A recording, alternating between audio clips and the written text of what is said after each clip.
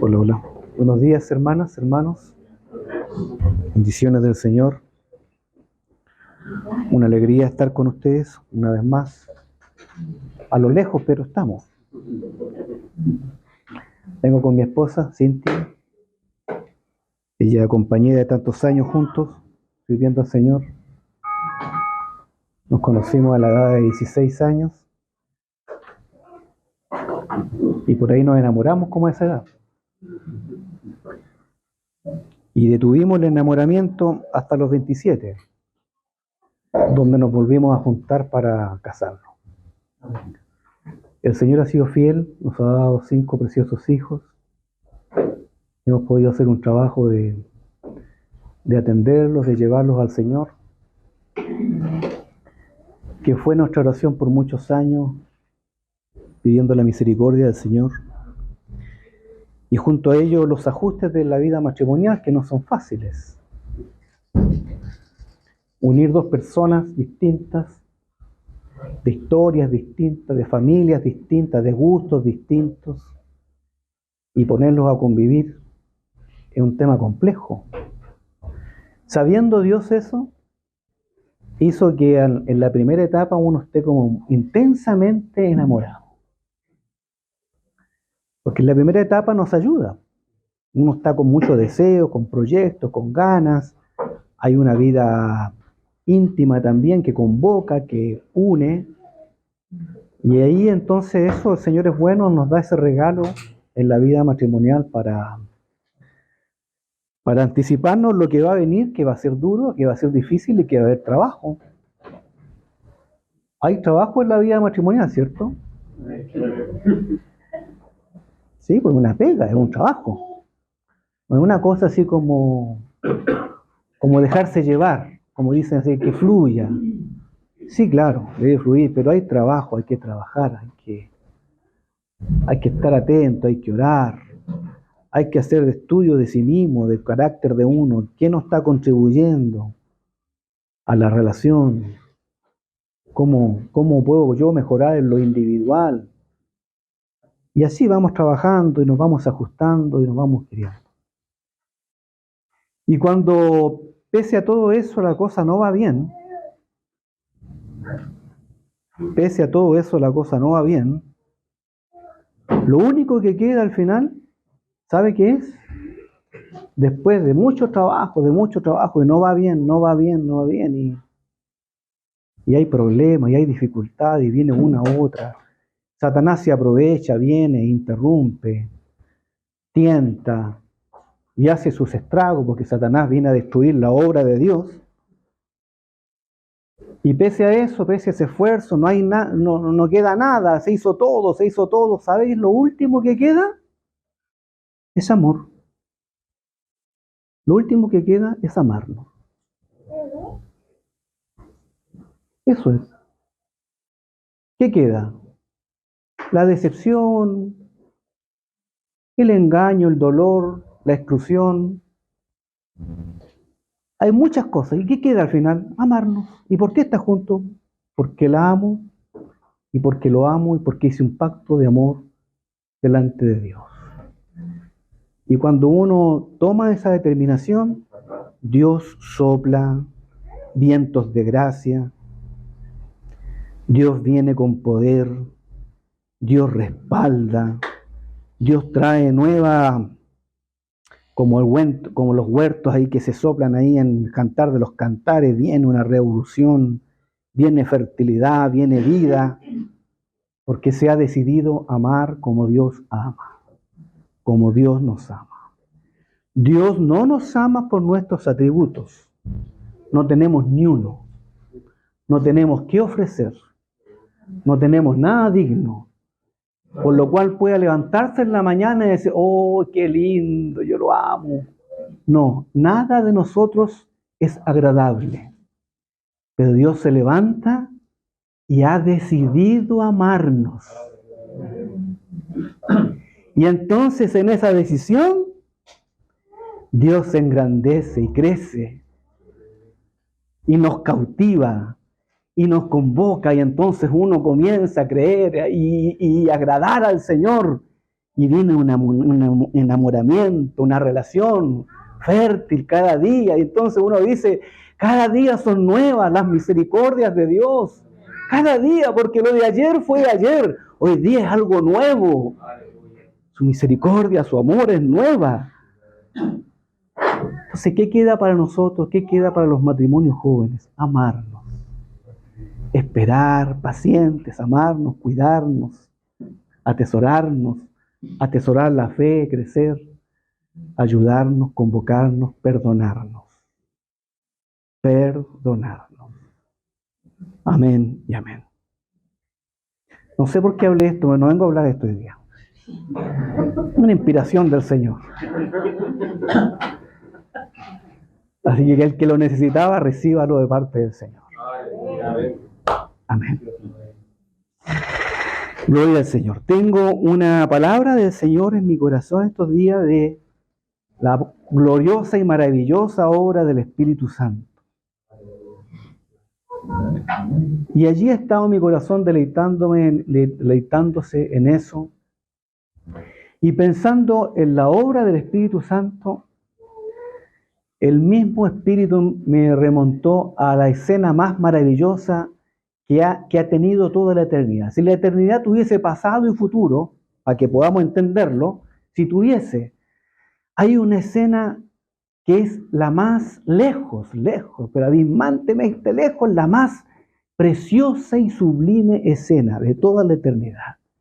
Y esa escena es cuando el Hijo recibe la coronación del Padre.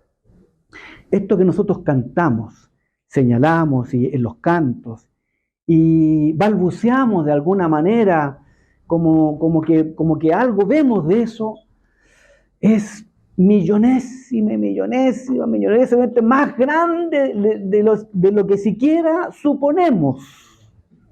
Es más, si pudiésemos juntar a los mejores poetas de todo este planeta, de toda la historia humana, los mejores poetas, los que mejores hablan, si pudiésemos juntar a los mejores predicadores, porque hay predicadores maravillosos, a los mejores dones, si pudiésemos juntar a los mejores productores de Hollywood para que nos puedan proyectar esta escena preciosa, todos ellos quedarían cortos para explicarnos, siquiera mostrarnos un destello de lo que es y fue esa escena preciosa en que el Padre recibe al Hijo y lo sienta a su diestra diciéndole, siéntate a mi diestra hasta que ponga a tus enemigos por estrado de tus pies. O sea, todos los ángeles del cielo, todos los ángeles eternos, todas las jerarquías angelicales,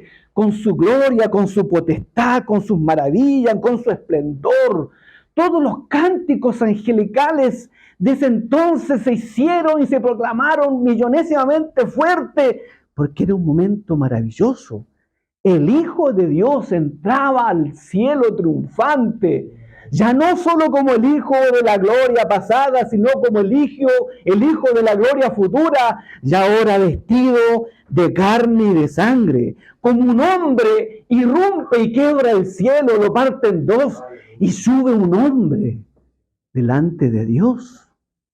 Oh, si pudiésemos entender o si existiese la teología dentro de los ángeles, ellos tal vez no entendían esa escena, los misterios de Dios. ¿Cómo es posible? Dios en su misericordia, en su amor, en su esplendor, hizo que el Hijo se vistiera de hombre y glorificado llegara al Padre y lo hiciera Dios, Señor de todas las cosas.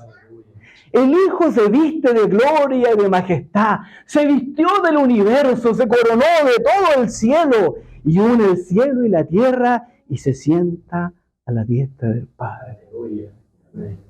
Oh Señor, si el Espíritu pudiese abrirnos los ojos para ver esto, un poquito más. Creo que nosotros balbuceamos algo de esto. Ni el mejor entre nosotros, ni el mejor, pudiésemos decir, es un discurso, es un balbuceo. Es un balbuceo, como ese bebito que está recién diciendo unas sílabas, unos sonidos. Eso hacemos nosotros cuando tratamos de describir algo o cuando tratamos de escribirlo. Es un poquito. Esta escena es maravillosa, es maravillosa. Todo el universo con todo su esplendor se juntó y se unió en ese punto. O sea, si los astrónomos y todos los que estudian el cosmos dicen que hubo un momento en la historia en que hubo una explosión y apareció el universo, algo millonésimamente más grande que eso, se juntó toda la energía espiritual, material, y toda la existencia se junta en ese momento y todos los ojos se atienden. Y por eso dice que los ángeles tienen ojos por todos lados, porque todos sus ojos y sus alas dirigían aquel momento glorioso en que el Hijo de Dios recibía la coronación del Padre. Y Pedro nos describe en Hechos capítulo 2 un poquito de esto cuando dice, vamos al libro de Hechos. En el capítulo 2, versículo 32, dice Pedro en su mensaje, en la primera predicación, donde se convierte mucha gente comienza a convertirse, hablan de 3.000, después otros 3.000, hombres y mujeres, cientos y cientos de gente comenzó en el principio de la iglesia a juntarse alrededor de la fe de Jesucristo. Y Pedro, inspirado por el Espíritu Santo, habiendo vivido una vivencia espiritual enorme, en que todos hablaban en lenguas, había manifestaciones físicas donde se veía fuego, donde toda la gente del pueblo vio que algo ocurría en ese aposento alto y fueron a escuchar, y gente de distintas lenguas escuchaban cómo los apóstoles y los hermanos, que eran como 120, hablaban las maravillas de Dios en su propio idioma. Hubo una cosa muy extraña, muy potente. Un viento entró con fuerza y llenó toda esa casa de gloria y majestad. Entonces Pedro dice, a este Jesús resucitó Dios, de lo cual todos nosotros somos testigos. Verso 33. Así que exaltado por la diestra de Dios y habiendo recibido del Padre la promesa del Espíritu Santo, ha derramado esto que vosotros veis y oís. Exaltado por la diestra de Dios, suelto las amarras de la muerte, el Señor se entrona en el cielo y Dios le da una promesa, dice, habiendo recibido la promesa del Padre, la promesa del Espíritu Santo, ha derramado esto que vosotros veis y oís. Entonces Pedro dice, esto que ustedes están experimentando y viendo y acercándose a algo, a una parte del cielo, tiene su base en algo mayor, que es la exaltación del Hijo a la diestra del Padre. Entonces, la escena que describo hace un par de segundos atrás, tiene un acontecimiento muy potente, una repercusión muy fuerte. ¿Cuál es? La repercusión es que el Hijo, habiendo recibido todo el reino eterno, derrama el Espíritu Santo a la iglesia. Recibe la promesa del Padre como un regalo. Es como que el Padre, en el momento de esplendor, del mayor esplendor del Hijo, escoge el mejor regalo para premiarlo y entonces le da su promesa. Y el Hijo toma esa promesa y la derrama a la iglesia.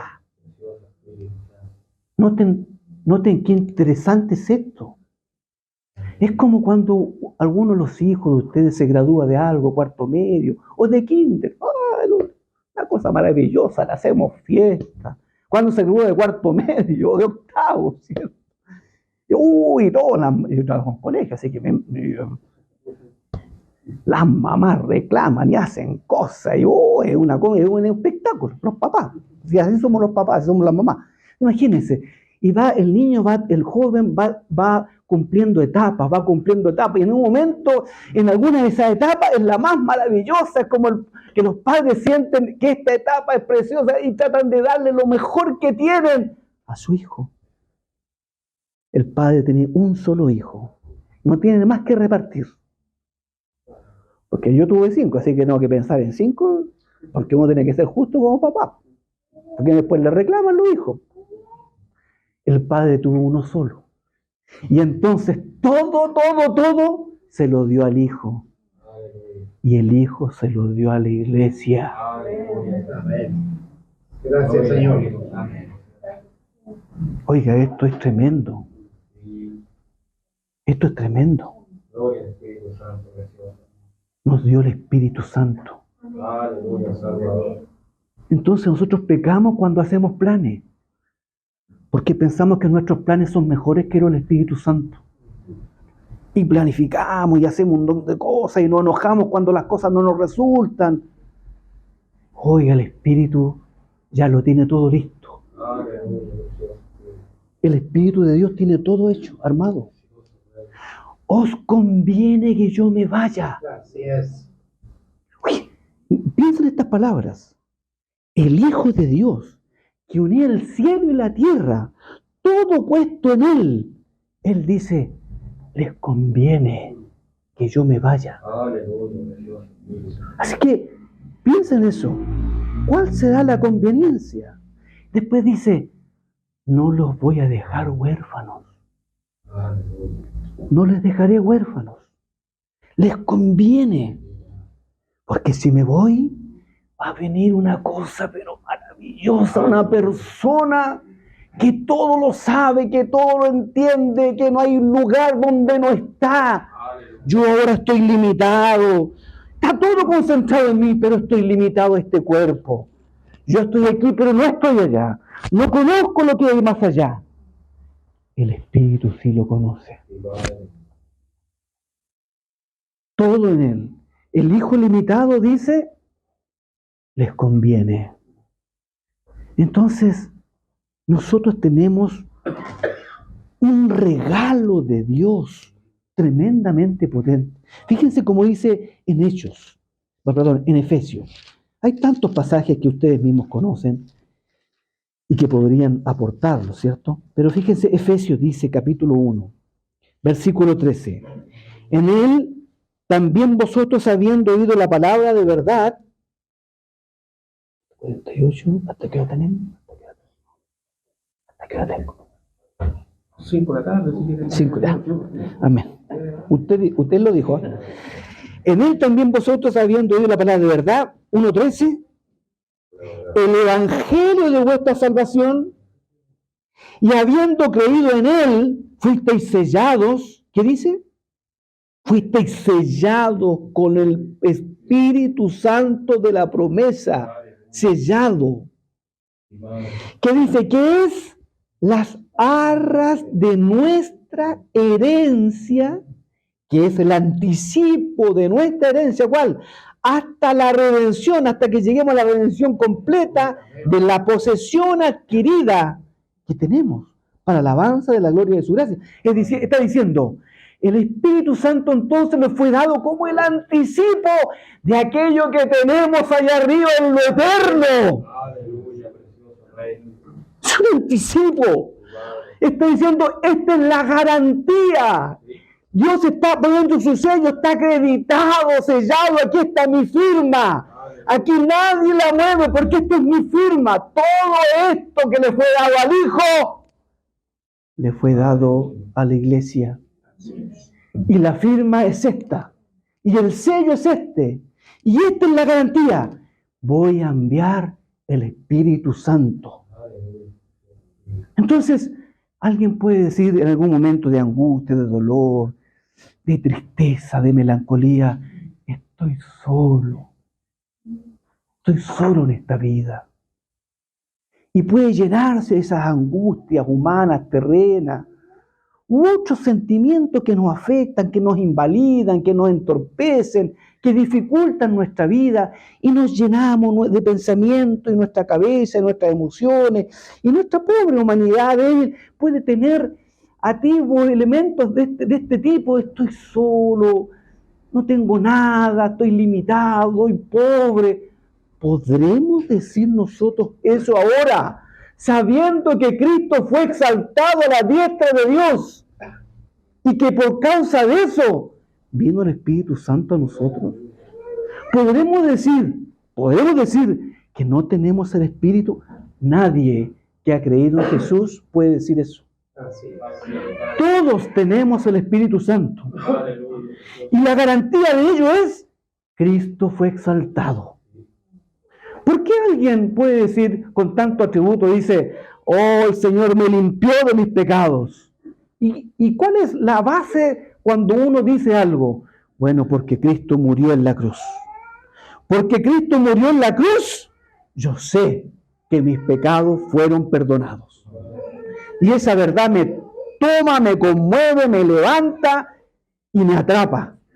No está sustentada en mí. Cristo murió. Mis pecados son redimidos y soy libertado del pecado. Cristo resucitó. ¿Y cuál es la base de eso? La base de eso es que yo tengo una regeneración, soy regenerado, una nueva vida, a una nueva realidad espiritual de resurrección. ¿Por qué? Porque Cristo resucitó. Y porque Él resucitó, yo resucité juntamente con Él. Esa es la base. Y entonces, para tener el Espíritu Santo, ¿cuál es la base? La base que yo tomo para decir que tengo el Espíritu de Dios en mí es porque Cristo fue exaltado a la diestra de Dios. Habiendo sido exaltado, consecuencia, Dios derramó su Espíritu en mí, en la iglesia. Bendito el Señor. Gracias, Señor. Fíjense, en el Antiguo Testamento hay varios pasajes, por lo menos dos, voy a leer uno. En Romanos,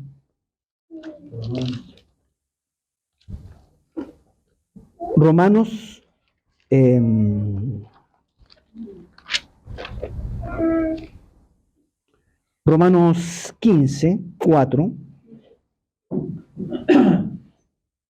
dice, porque las cosas que se escribieron antes, haciendo relación al Antiguo Testamento, para nuestra enseñanza se escribieron, a fin de que por la paciencia y la consolación de las Escrituras tengamos esperanza. También este pensamiento Pablo lo describe en 1 Corintios, capítulo 3, por allí, donde dice que todas las cosas en el Antiguo Testamento fueron escritas como una enseñanza, como un símil, como una figura de lo verdadero y de lo eterno. En ese sentido, quiero que vamos a Génesis, me acompañen, a Génesis 45, porque quiero mostrar aquí una historia maravillosa, un versículo que me cautivó, Génesis 45, un versículo que me cautivó el corazón y que nos habla algo de aquello que hoy estoy exponiendo a la iglesia. Génesis 45, versículo 25. ¿Qué historia es la que se narra aquí? Es la historia de José, ¿cierto? ¿Sí? Esto que uno ve en los cuentos cristianos, que se lo contamos a los niños, hay videos de la historia de José, como si fuera un cuento, una cosa de el cuento de José. Pero esta historia de José tiene una cantidad de principios y de cosas maravillosas, preciosas. Y una de ellas tiene que ver con lo que hoy explico. Les invito a que lo repasen y lo lean y no se llenen de las historietas estas que les pasamos a los niños pequeños o que están en Hollywood. Léanlo.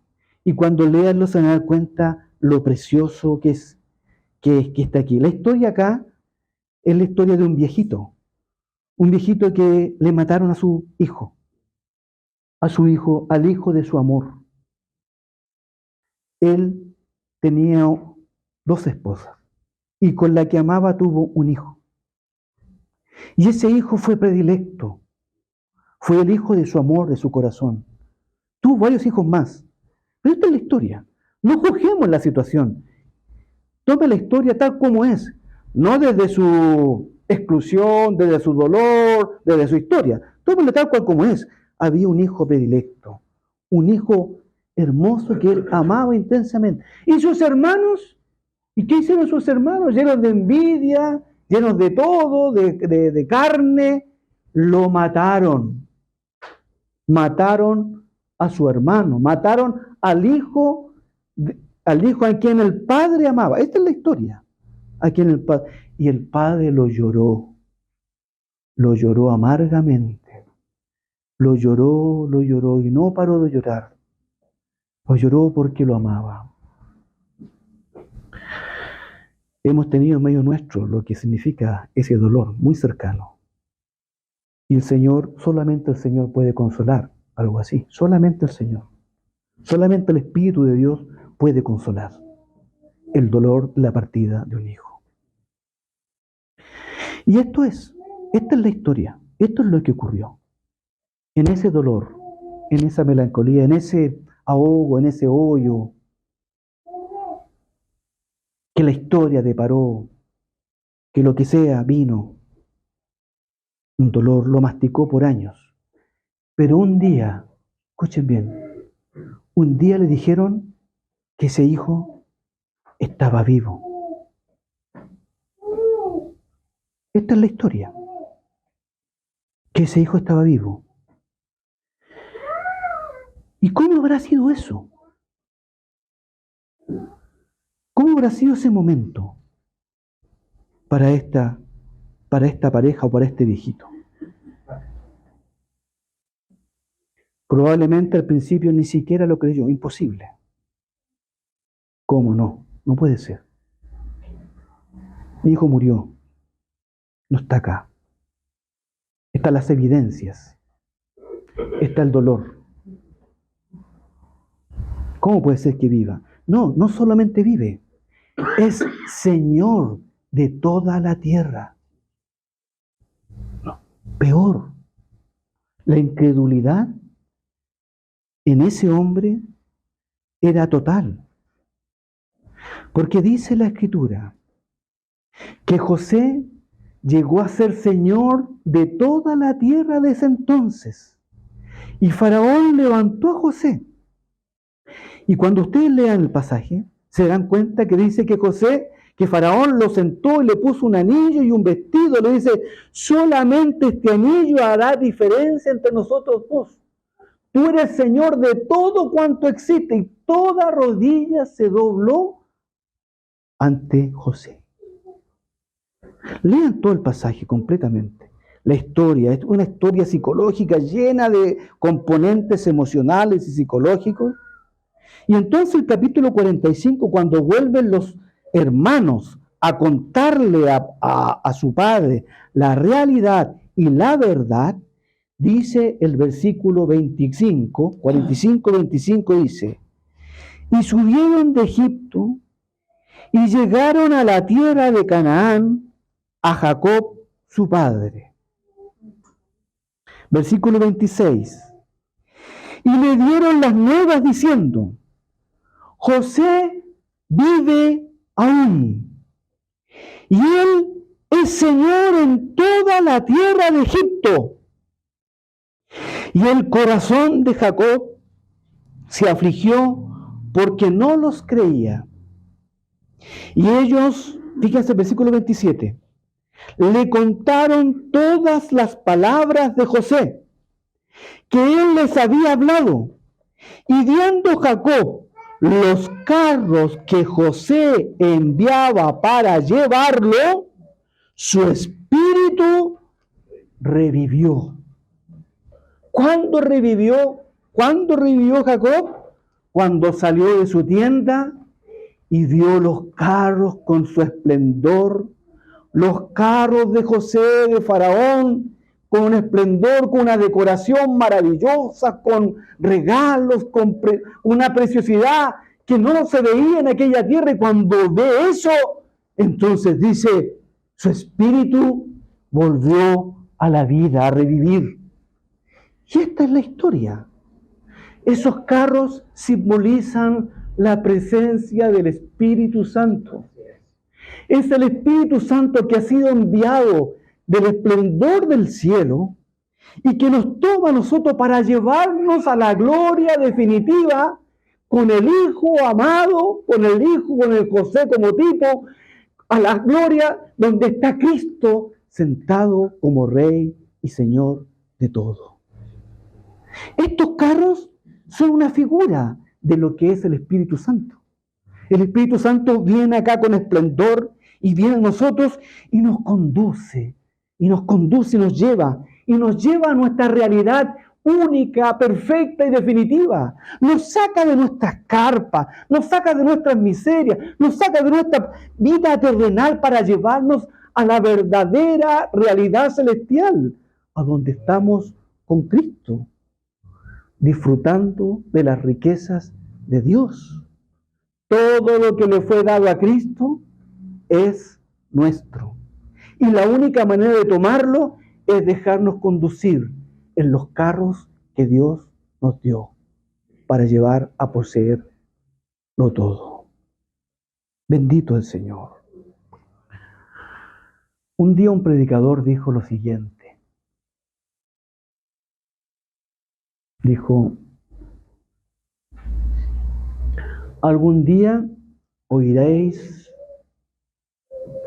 él era Moody, me parece que estas son palabras de Moody, dice, algún día oiréis, el hermano Moody ha muerto. Llegará la noticia. Y entonces dice, no lo creáis por ningún minuto, porque aquel día estaré más vivo que nunca. Sépanlo, que aquellos que nos antecedieron están más vivos que nosotros. Solo el Espíritu Santo en su carruaje bendito puede iluminar esta realidad y llevarnos allá, a donde están nuestros hijos, parientes, amigos, hermanos, patriarcas, profetas, apóstoles, viviendo en la gloria última y definitiva con Cristo Jesús. Están más vivos que nunca. Solo el Espíritu puede consolar. Solo el Espíritu puede llevarnos con estas gracias divinas, haciendo una operación en nuestros corazones y poniendo el tesoro bendito de lo que esto significa. Oh Señor, abre los ojos de nuestro corazón por tu Espíritu para poseer las glorias benditas que tenemos en tu Hijo Jesucristo. Amén. Hay otra historia, hermanos. Hay varias más, pero ¿recuerdan ustedes que el Señor dijo, no os dejaré huérfanos? Haciendo alusión a ¿quién? A la venida del Espíritu Santo. Huérfanos es las personas que tienen este sentimiento de orfandad, es un dolor permanente que traspasa toda la existencia. O sea, es como no tener pertenencia, es no tener historia, es como llegar sin tener nada. Entonces es un dolor muy grande, es un dolor fuerte, muy potente. Bueno, el Señor dijo esto, no los voy a dejar huérfanos, ustedes no tendrán este dolor. El Espíritu Santo va a venir, porque es el Espíritu del Padre, porque es la promesa del Padre. Y en el Antiguo Testamento hay una huérfana, que también se los contamos a los niños como cuento. Como un cuento, sí. Había una niña huérfana y tenía un primo mayor, ¿recuerdan eso? Alguna persona dice que era tío, pero otra dice que es primo. Un primo mayor que la adoptó. Y ese primo mayor la cobijó, la educó, la hermoseó, se dio cuenta que era bella ella, la cuidó, le daba consejo, tenía una especial atención con ella. Un hombre protector la protegía y la tomó y cubrió todas sus necesidades. Y cuando vio que era el momento de presentarla socialmente, entonces la puso allí socialmente. Y claro, la historia dice que es casi como un concurso de belleza, ¿recuerdan? La reina Esther, ¿recuerdan eso? ¿Sí? Y entonces la puso allí para llegar a un lugar más alto. Y resumiendo todo, el punto es que llegó al lugar más alto. Y el libro de Esther dice que el rey la amó y la escogió como la primera mujer y la hizo su esposa. De la orfandad al trono celestial. Bueno, ¿cuál es la figura del espíritu allí? El espíritu es el primo, es Mardoqueo. La misma historia.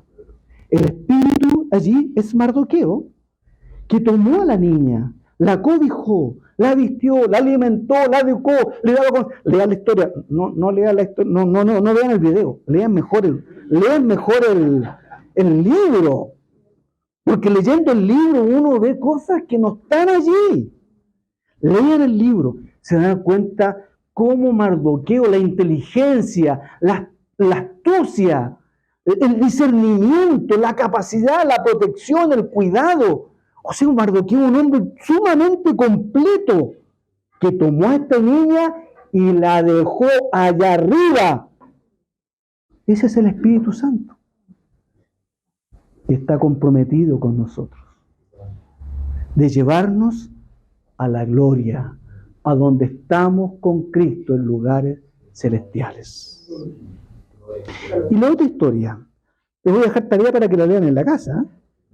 Está la de Génesis de José, está la de Esther, y hay otra historia más, que es otra figura más, en el Antiguo Testamento. Abraham, capítulo 45, por ahí de Génesis, Abraham cuando tuvo que escoger esposa para su hijo, ¿recuerdan?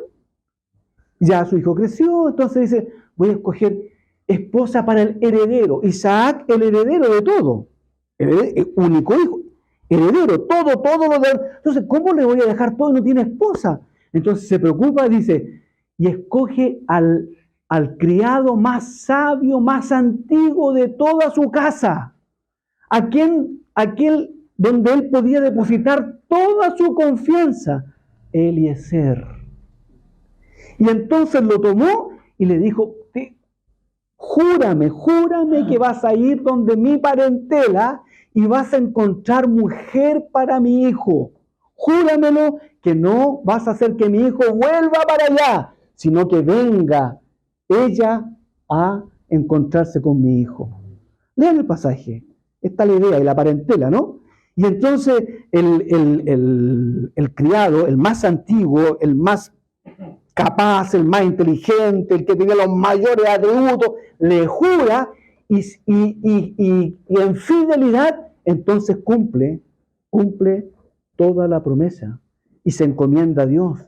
Y entonces toma y conoce a Rebeca, y ve la historia, está llena de figuras y llena de detalles maravillosos. Y toma y conoce a Rebeca, la adorna, le da regalos, le regala a toda su familia y la trae nuevamente, y la trae a Isaac, la presenta y la hace su esposa.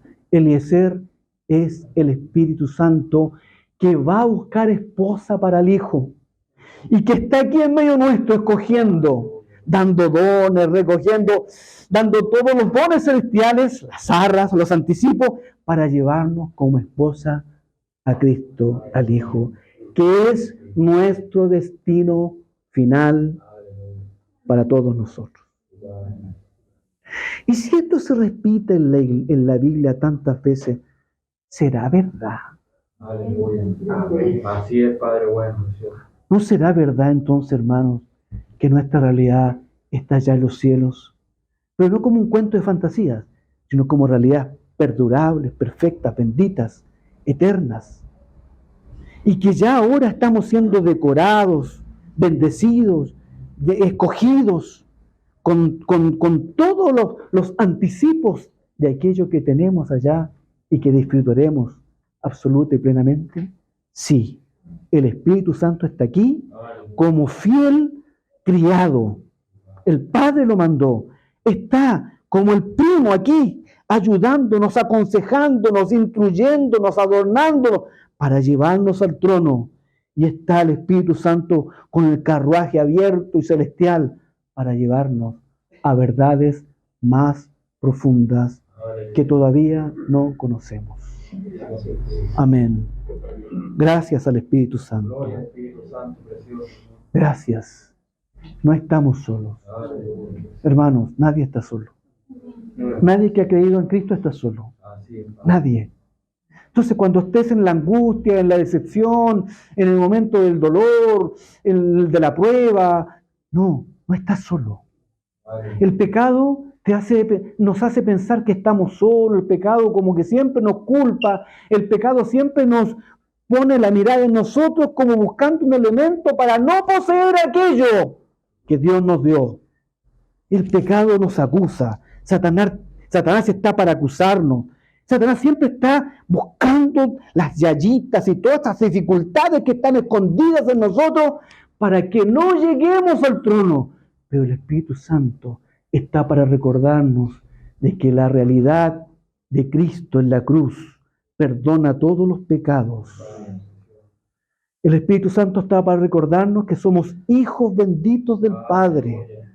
Tesoro especial, amado, que el Padre se levanta en la mañana y piensa en nosotros por amor, en cada uno de nosotros, no en una masa, un gentío de muchedumbre, en cada uno en particular, y que ha depositado sus carruajes eternos para llevarnos a verdades más profundas. Amén.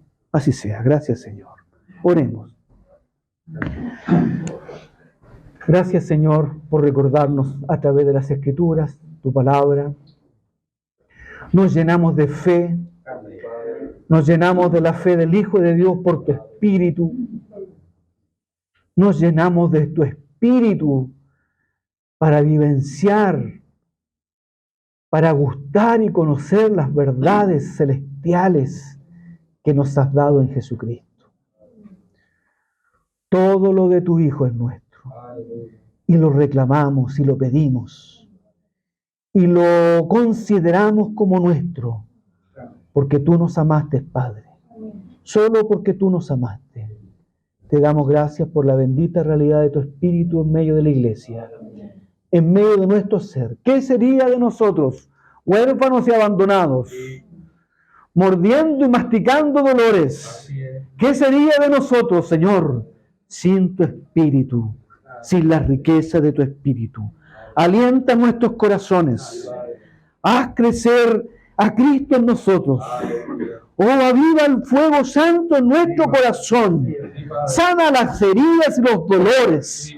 Llévanos a ti cada vez más a disfrutar de aquella herencia maravillosa que nos has dado en tu Hijo Jesucristo. Gracias, Señor, por tu palabra. Amén y amén.